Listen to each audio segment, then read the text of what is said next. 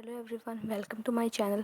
आज का टॉपिक है consequences of low calcium diet. पिछली वीडियोस में हम ईटियोलॉजी और न्यूट्रिशनल अडेप्टेशंस कवर कर चुके हैं। अगर आपने वो वीडियोस नहीं देखी हैं तो प्लीज़ जाकर देखिए, उससे आपको आज का टॉपिक समझने में आसानी होगी। इसमें पहला आता है decreased bone mass density.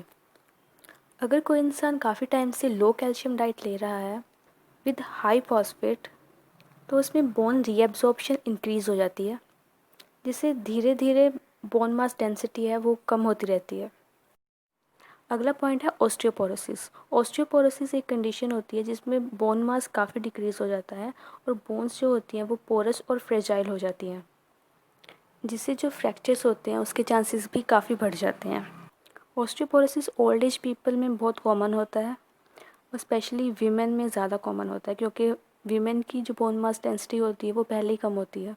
It is most common in aged people and post menopausal women. Aged people में क्योंकि उनमें इंटेस्टाइनल अडेप्टेशंस डिक्लाइन हो जाती हैं और पोस्ट मेनोपॉजल वुमेन में एस्ट्रोजन लेवल्स कम हो जाते हैं। ये सब कॉन्सिक्वेंसेस लॉन्ग टर्म में आते हैं। ऐसा नहीं है कि एक हफ्ते तक आपने डेयरी प्रोडक्ट्स कंज्यूम नहीं किए तो ये सब प्रॉब्लम्स आपको हो जाएंगी। ये changes person to person vary करते हैं depending upon their nutritional status. अगला पॉइंट है हाइपरटेंशन। लंबे टाइम तक लो कैल्शियम डाइट लेने से जो बॉडी का अडेप्टिव रिस्पॉन्स होता है टू कंजर्व कैल्शियम, उसकी वजह से ब्लड प्रेशर इंक्रीज़ होता है और इट में लीड टू हाइपरटेंशन।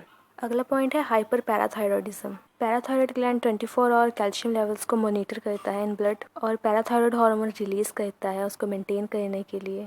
अगर ब्लड में कैल्शियम लेवल्स ज़्यादा कम हो जाते हैं तो पैराथायरॉयड ग्लैंड को ज़्यादा काम करना पड़ता है, जिसकी वजह से वो हाइपर एक्टिव हो सकता है और हार्मोन्स की ओवर प्रोडक्शन कर सकता है। एक पॉइंट आता है कैंसर।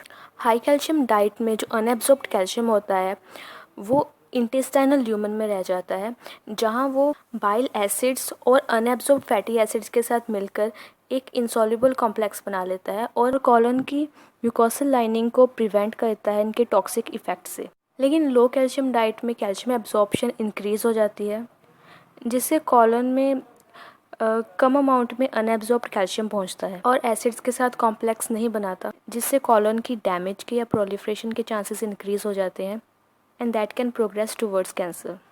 लास्ट पॉइंट है प्रॉब्लम्स इन ओल्ड एज।